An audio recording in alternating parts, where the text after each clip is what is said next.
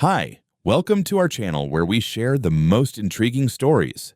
They kicked a pregnant woman out of her own home. No warning, no rights, just 3 men, a lie, and an HOA drunk on power. What followed was not just a fight to reclaim a house, but a war that would shake the nation and bring down an empire built behind picket fences. I've always taken pride in securing my home. After serving overseas and spending over a decade in private security, I don't leave things to chance, especially when it comes to my family. Our house, nestled at the far end of the cul-de-sac in northwestern Travis County, had been ours for a little over 3 years. Paid in full, title clean. It was supposed to be the place where Jessica and I would finally stop moving, settle down, and raise our daughter. She was 7 months pregnant when it happened. I wasn't even in town. I'd left 2 days earlier for a short contract gig in Austin, corporate security consulting for a hotel hosting some pharmaceutical conference. It wasn't my usual tempo, but it paid well and only took 72 hours of my time. Jessica had insisted I go. "You know I'll be fine," she said that morning, rubbing her belly and smiling. "I've got snacks, I've got Netflix, and I've got the neighbors watching out." I kissed her and left, never imagining I'd get the call I did. It was the second afternoon, around 4 o'clock.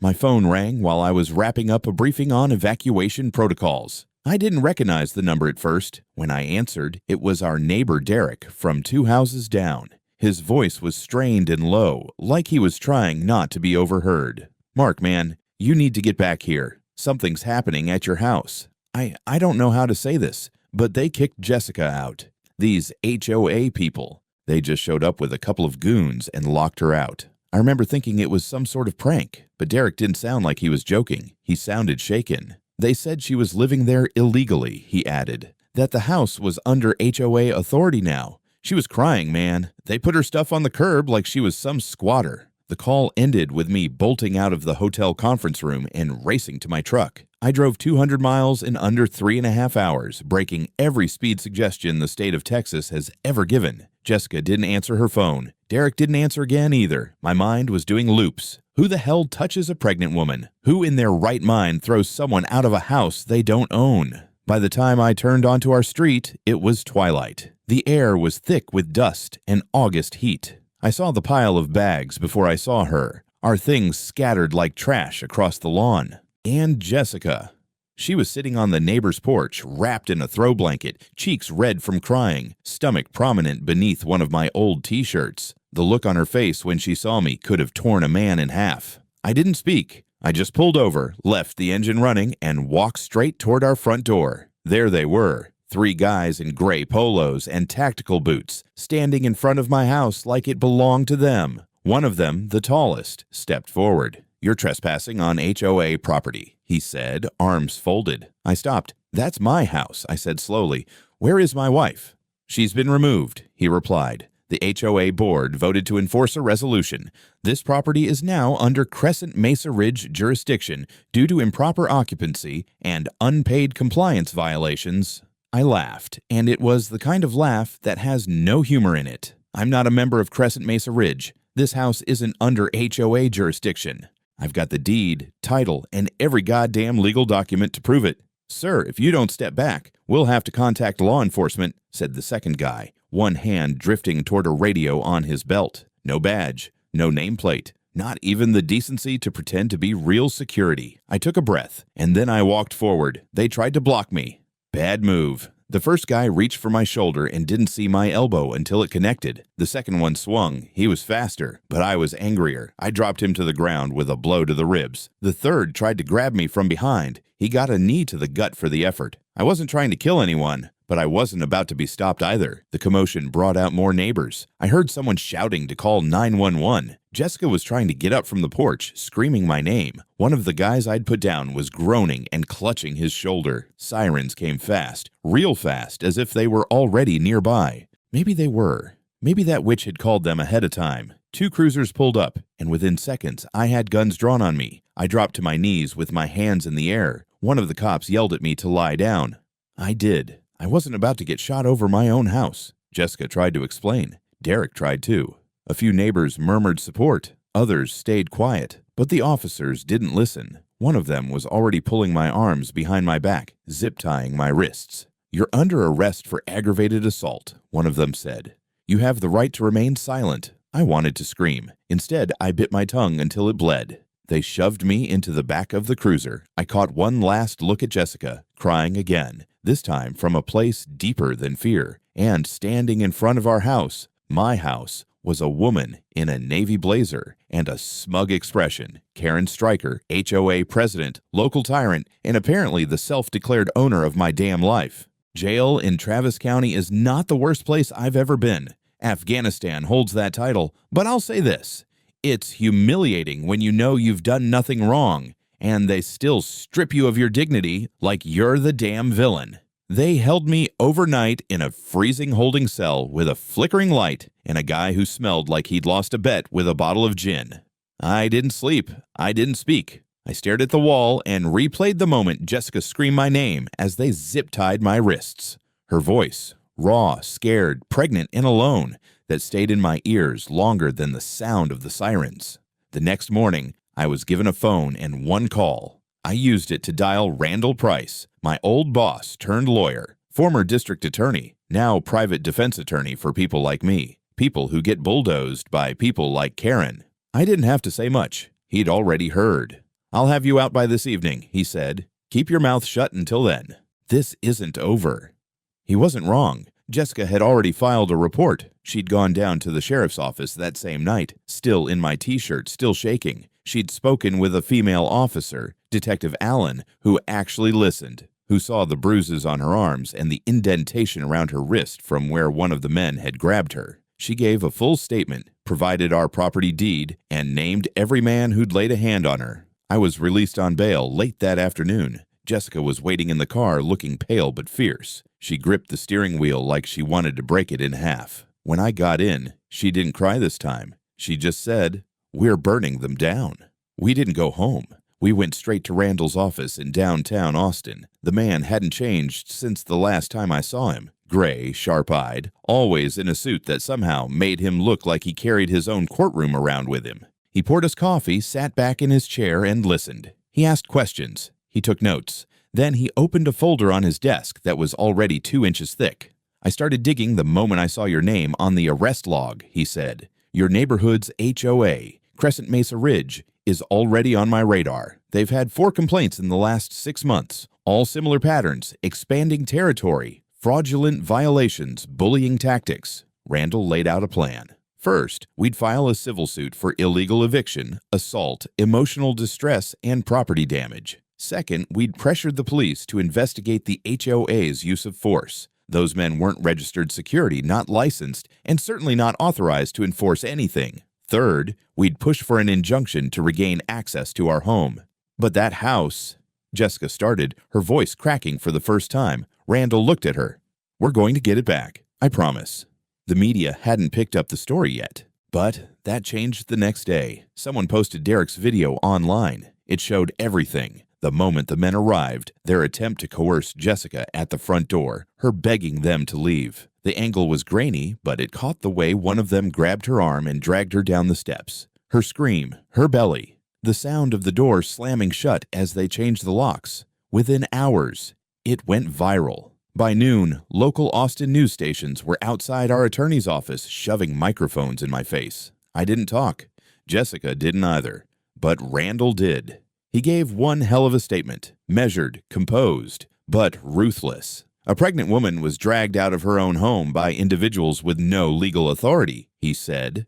"This is not a misunderstanding. This is an attack on private property rights. My client is not a member of the HOA, nor is his property under their jurisdiction. This was trespass. This was force. And we will pursue every avenue of justice available." That night, we stayed in a motel off I-35. The bed was too hard, the pillows too soft, and I couldn't stop checking the lock on the door. Jessica curled into my chest, breathing slow and shallow. Our daughter kicked once, and we both froze like we were afraid of breaking. "This isn't just about us anymore," she said into the dark. "They think they can do this to anyone." I kissed her forehead. Then they picked the wrong house to start with. The next morning, Randall filed our civil suit. 32 pages, attached with video, images, and Jessica's medical report. We filed criminal complaints as well. Battery, unlawful entry, threats of violence, attempted wrongful eviction. Randall included a request to freeze all HOA enforcement actions until the court sorted jurisdiction.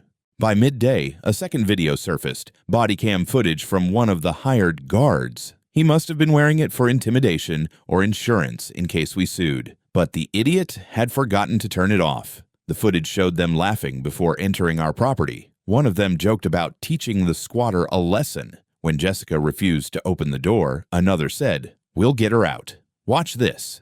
They didn't read her any notice. They didn't present ID. They didn't give her a chance. That footage was leaked to a local investigative journalist at KXAN News. By the end of the day, the headline was everywhere. Pregnant woman forcibly evicted from her own home. HOA overreach or criminal enterprise. And just like that, our fight wasn't private anymore. When I opened my eyes the next morning, I knew something had changed. Not inside me. I'd been running hot since the day they touched Jessica, but out there, in the world. The motel TV was playing the news before I even turned it on. A reporter stood in front of our house, the Crescent Mesa Ridge HOA sign behind her, half blocked by crime scene tape. The headline across the screen read, "Outrage grows after viral HOA eviction. Woman 7 months pregnant thrown from home." They ran the footage. Again and again. Local news picked it up. Then regional. Then someone from NBC called Randall's office. A CNN legal analyst tweeted the video with the caption, "If this happened to my wife, there'd be war."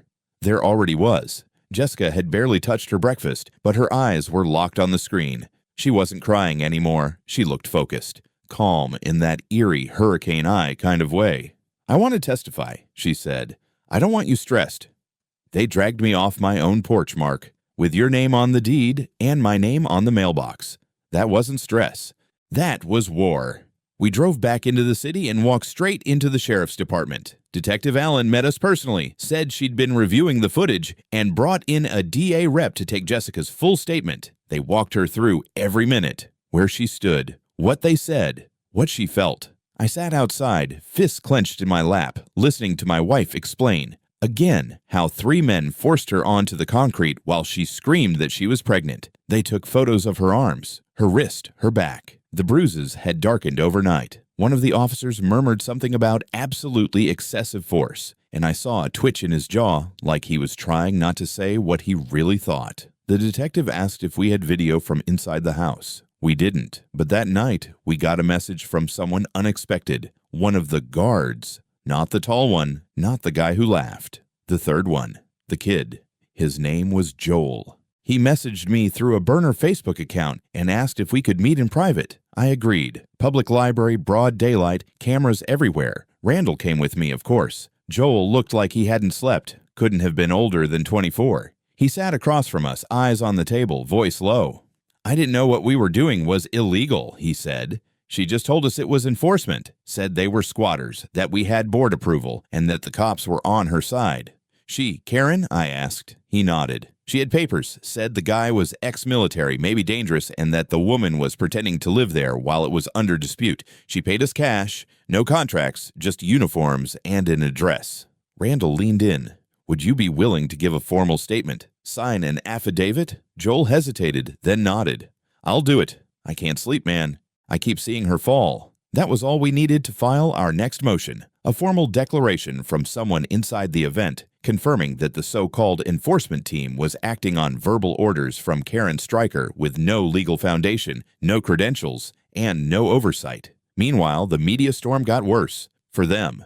One of the HOA board members, a woman named Lila Monroe, resigned publicly in the middle of a community town hall. She took the microphone, hands shaking, and said, "I didn't sign up for this. We were never shown those documents. I never voted to approve enforcement." 2 days later, another board member followed suit. Then a third. One of them confessed in a private email, later leaked, that Karen had bypassed the board entirely, forging signatures and calling it a crisis protocol. Randall submitted a demand for immediate injunctive relief. The court responded fast. Too many eyes on the case now. A judge ordered that we be granted re-entry into our property pending full investigation, and that Crescent Mesa Ridge HOA cease all enforcement activity immediately. We got back into our house 3 weeks after the eviction. It wasn't the same. The locks had been changed twice. Furniture was out of place. Jessica's clothes had been thrown into trash bags and dumped in the garage. Her prenatal vitamins were gone.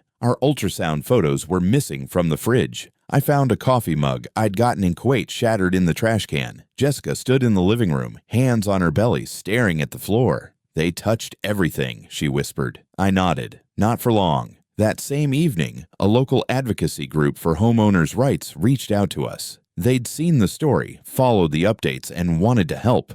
"This could set precedent," the organizer told me over the phone.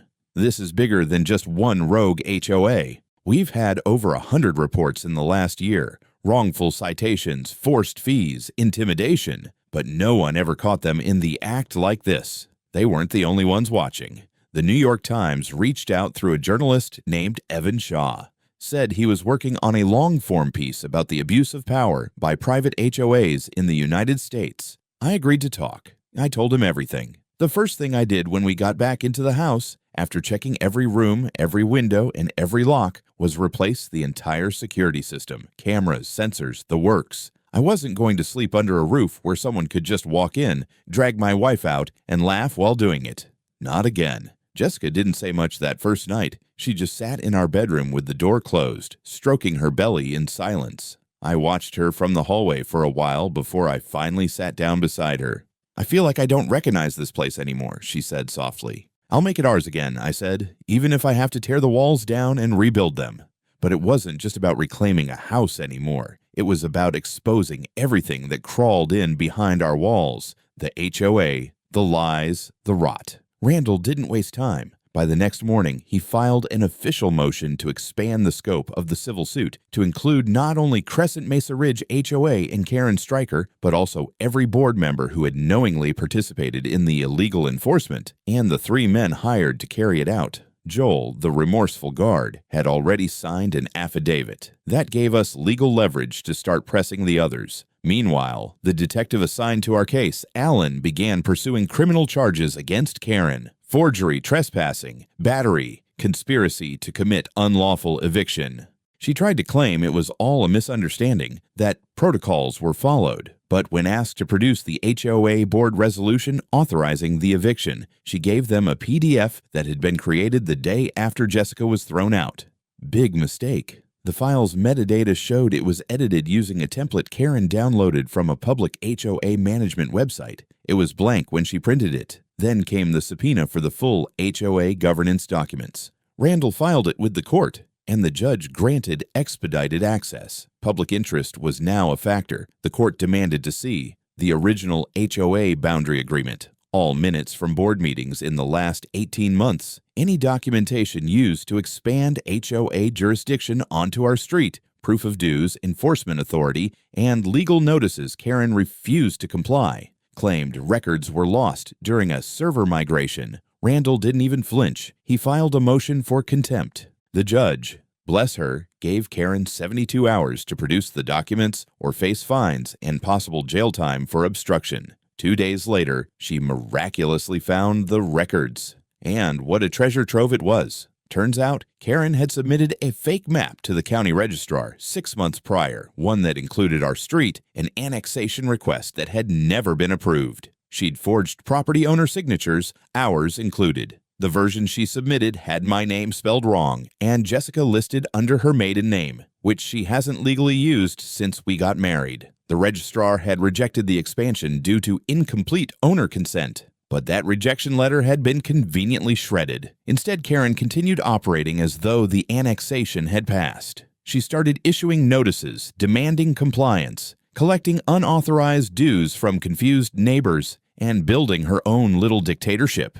3 more neighbors came forward. One of them, an older woman named Mrs. Ortega, had paid over $800 in compliance fees after Karen threatened to file a lien on her house. Another, a single dad, had been told he couldn't put up holiday lights because they violated HOA aesthetic guidelines.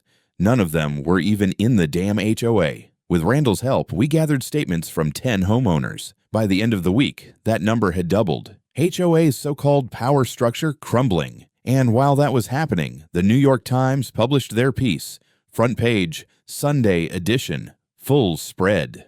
The neighborhood that ate itself, how a Texas HOA turned against its residents. by Evan Shaw. Our story was the lead: Jessica's eviction, the forged documents, the unlawful security team, the footage, the pregnancy, the arrest, the humiliation. Every detail was in there, along with interviews from neighbors, the lawyer, even Joel, who went on the record. The article quoted me. "I served overseas. I've worked in high-threat zones, but I never thought I'd come home and find a private group claiming they own my house and my wife's safety." The impact was immediate. National outlets picked it up. Talk shows started discussing the unchecked power of HOAs. Hashtags trended. Our inboxes flooded with stories from other people. Veterans, single moms, elderly couples who'd been bullied, fined, intimidated, or forced out by similar HOA abuses. Randall was contacted by 2 law professors from UT Austin. They wanted to use the case as a study in a course on property rights and private governance. Then came the hearing. Karen showed up with a new lawyer, a fancy one from Dallas who looked like he'd just stepped off the set of a courtroom drama. He tried to argue that the entire thing was a community misunderstanding, that Karen had acted in good faith to protect HOA integrity. Randall tore it to shreds. He presented the forged map and digital metadata, the emails between Karen and her guards, Joel's signed affidavit, Jessica's medical report, the HOA registry's own rejection letter. When Randall finished, the courtroom was dead silent. Karen sat there, mouth tight, skin pale, jaw clenched. Then the judge spoke. She called Karen's actions a gross abuse of private authority, a flagrant violation of individual property rights, and an insult to the integrity of legal governance. She granted the injunction. Karen was prohibited from contacting us, our neighbors, or acting on behalf of Crescent Mesa Ridge HOA until further notice. The HOA itself was placed under judicial review. The room erupted in whispers. Jessica squeezed my hand. Outside, the press waited. I didn't say a word. I didn't need to. Our house was ours again.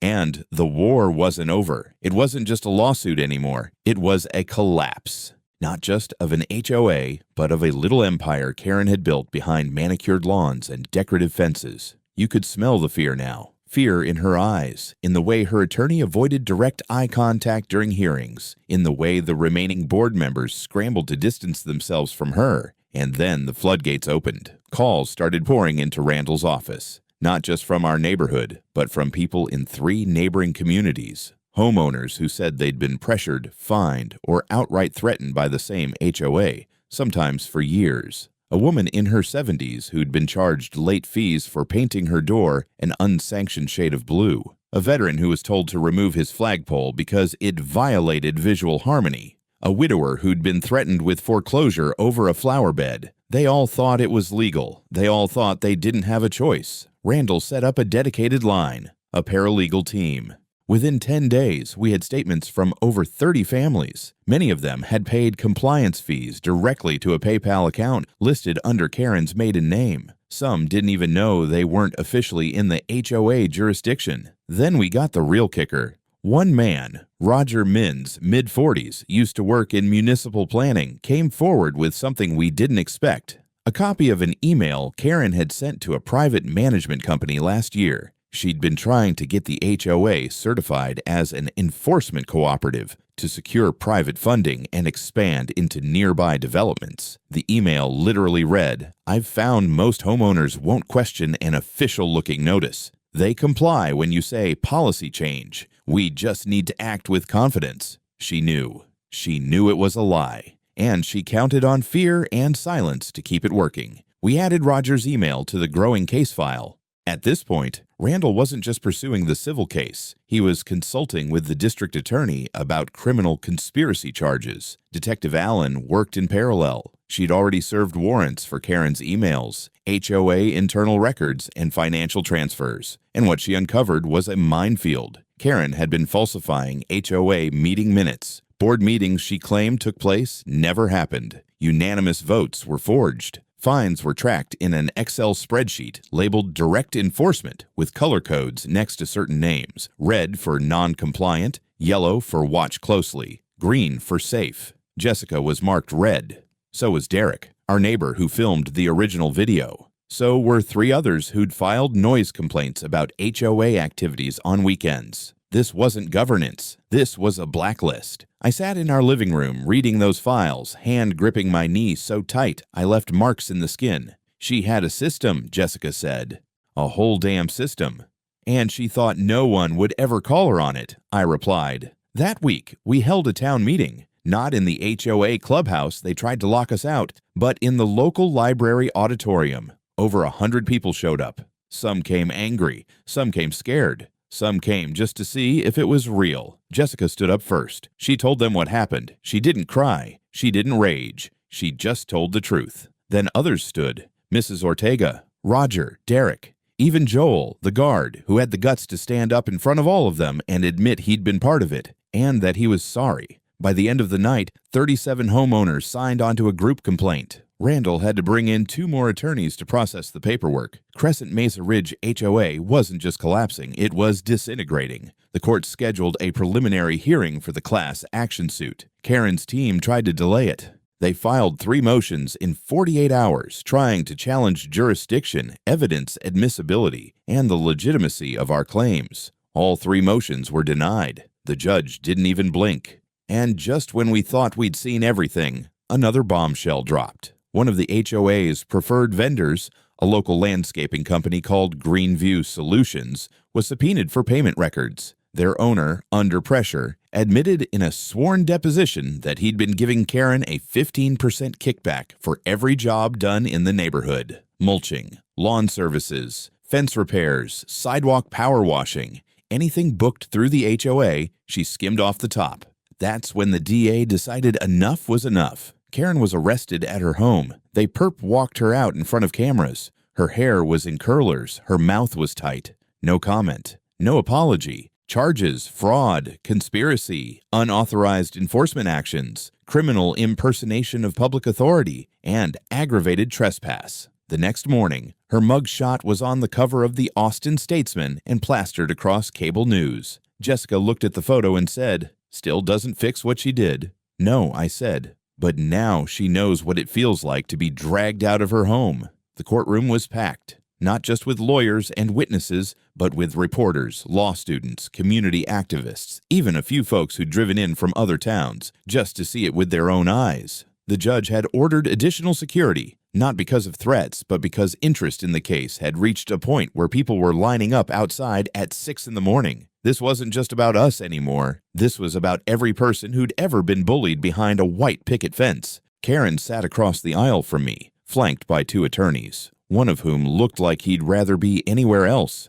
She didn't look at me. She hadn't since the day she was arrested. Gone were the heels and blazers. Now it was a gray suit and a pair of stiff eyes that kept darting toward the cameras. The judge called the court to order. What followed was 3 days of relentless testimony. First came Jessica. Randall walked her through every detail. She spoke clearly, steadily. She described how they pounded on the door, how they shoved her, how they yanked her arm so hard it left bruises she could still feel, how she screamed she was pregnant and was ignored. Her voice didn't crack once until she said, "They threw me into the street like I was garbage, and I was carrying our child." The jury looked like they wanted to stand up and apologize to her themselves. Then came Joel, the remorseful guard. He explained the hiring process, how Karen had told them it was a quick job, that the residents were problematic, and that the board had voted unanimously. "I never saw a single document," he admitted. "I never checked if it was legal, I just did what she told me." Next, Randall brought in the neighbors.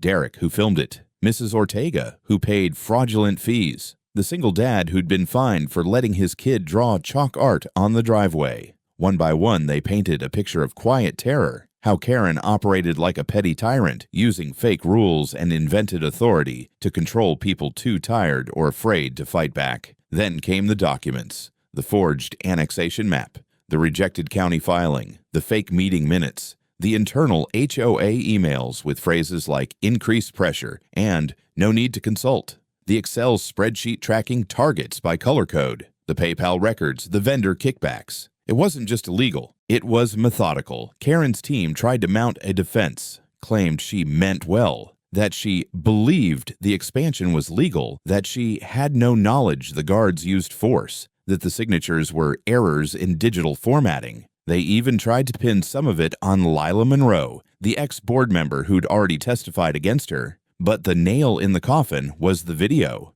the one from the body cam. The jury watched the whole thing in dead silence. From the moment the guards got out of the car, laughing and calling Jessica a squatter, to the moment they forced her off the porch. The audio caught her sobbing, screaming, the thud when she hit the concrete, the door slamming, one of them muttering, "That'll teach her." Karen's face during the playback was stone. She didn't blink. After closing arguments, the jury deliberated for only 4 hours. They found her guilty on all counts: criminal trespass, fraud, assault, conspiracy to commit unlawful eviction, criminal impersonation, tampering with public records. The judge didn't delay sentencing. 12 years in state prison, she said, with eligibility for parole after 8. This court recognizes not only the physical harm inflicted, but the lasting damage done to the public trust and legal sanctity of private property rights. The 2 guards who hadn't testified got 5 and 6 years respectively. Joel received a suspended sentence and was placed in a diversion program. He hugged his mom outside the courthouse and vanished from the public eye. The HOA officially dissolved. By court order, all remaining funds and assets were liquidated and placed into a restitution fund for the victims. The headquarters, such as it was bulldozed. The neighborhood sign was removed. The Crescent Mesa Ridge name was erased from the county database. Jessica and I were awarded a judgment of $1.5 million, half for compensatory damages, half for punitive, due to the egregious and calculated nature of the offense. When we stepped out of the courtroom, cameras flashed. Reporters shouted questions. Jessica held my hand tightly, but neither of us spoke. We just walked, past the microphones, past the cheering neighbors, past the flashing phones. We didn't need to say anything. We'd won, but it wasn't over yet. 3 days after the sentencing, I got a call from an unfamiliar number. I let it go to voicemail, assuming it was a reporter, or worse, another HOA from hell looking to bait me into a comment. But something about it itched at me, so I played the message anyway. This is Evan Shaw with the New York Times. I'd like to speak with you about a follow-up. Your case has started something. I think you should see what you've done. I called him back. He wasn't exaggerating. The original piece he wrote, "The Neighborhood That Ate Itself," had been picked up by over 30 syndicates. His inbox was flooded with messages from readers across the country. He read me a few. A retired teacher in Florida fined for planting sunflowers. A single mom in Arizona evicted over a non-standard fence color. A disabled veteran in North Carolina who lost his house after refusing to pay a driveway maintenance fee. They were all part of HOAs. They all thought what happened to us was impossible, until it wasn't. Evan wasn't the only one calling. A state senator from Texas, Maria Cantu, reached out through Randall's office. She wanted to meet us. We drove into Austin half expecting a photo op and a handshake. What we got was a 2-hour strategy session in a Capitol conference room. Senator Cantu pulled out a binder and laid it on the table. "The Homeowner Autonomy and Oversight Act," she said, "based on your case. We're pushing for legislative hearings next month." The proposal included mandatory transparency for all HOA governance, criminal penalties for unauthorized enforcement, independent oversight boards for disputes, and most importantly, federal-level regulation to prevent rogue HOAs from operating as de facto governments. Jessica blinked. "You're saying this all started because of us?" "No," the senator replied. "It started because the system's been broken for years, but you gave it a face and a voice." By the time we left that room, I realized something. We weren't the only ones who'd been at war. We were just the first to win on camera. The movement took off like wildfire. Hope Freedoms trended nationwide. Advocacy groups formed under the banner of our case. Randall was invited to speak on legal panels, and Jessica gave a televised interview on PBS that went viral for one simple sentence. They told me I didn't belong in my own home. Now they don't exist. The class action suit picked up steam. With Karen behind bars and the HOA officially dissolved, the rest of the board folded fast. Settlements rolled out to dozens of victims. $5,000 here, $20,000 there. For some families, it meant a chance to fix their homes. For others, it meant finally believing someone gave a damn. One afternoon, Evan sent me a draft of a new article. The title hit me like a freight train. From soldier to symbol, how Mark Coleridge sparked a national reckoning on HOA abuse. I didn't feel like a symbol. I still woke up in the middle of the night thinking I heard someone banging on the door. But I read every line of that piece, and I saw what the world saw. A man who didn't back down when they came for his home. A woman who didn't break when they shoved her out. A family that said enough. That same month, Netflix reached out about documentary rights. We said no, not yet. This wasn't entertainment. This, not while people were still fighting the same system we'd barely escaped. But we did say yes to something else. A legal nonprofit.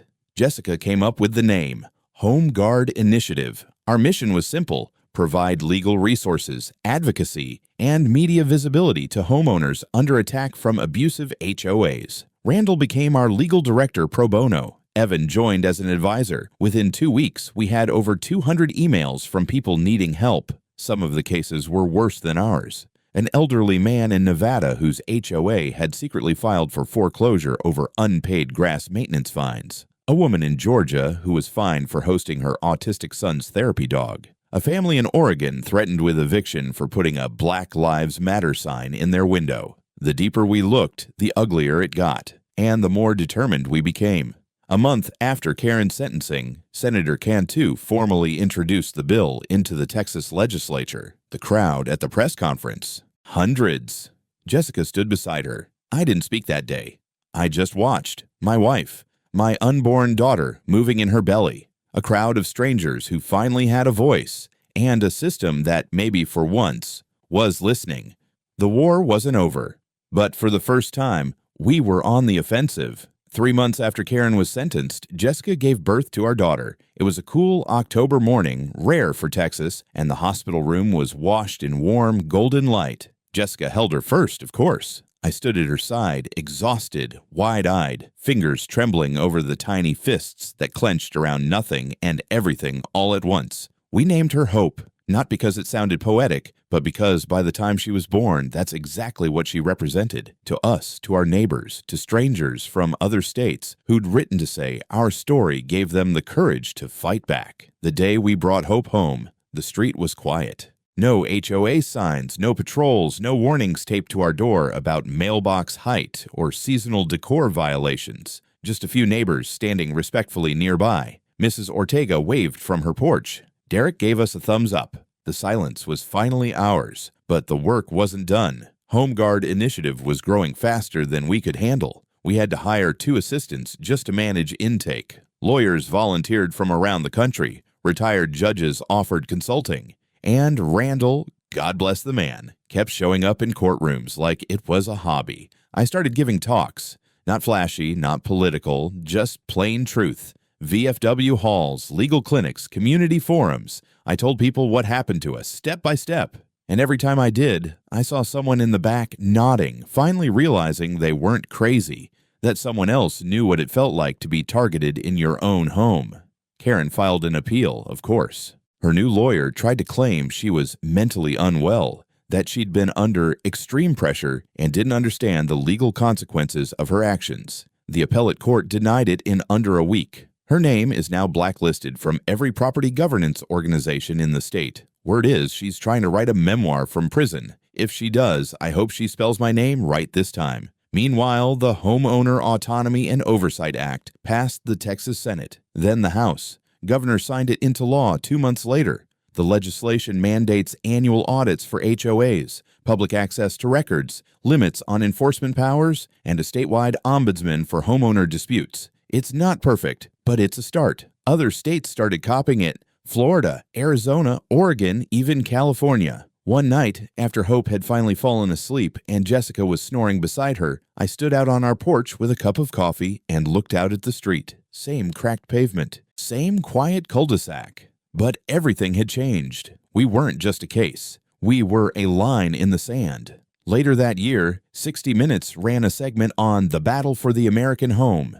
Evan Shaw won a journalism award for his work. Randall got invited to testify before Congress. Jessica was asked to speak at a national summit on private governance reform. And me. I finally registered my own security consulting firm. We focus on HOA abuse prevention and private property defense. It's called Coleridge Home Shield. I never wanted fame. I never asked for attention. All I wanted was to protect my home. Turns out, doing that made it safer for everyone else, too.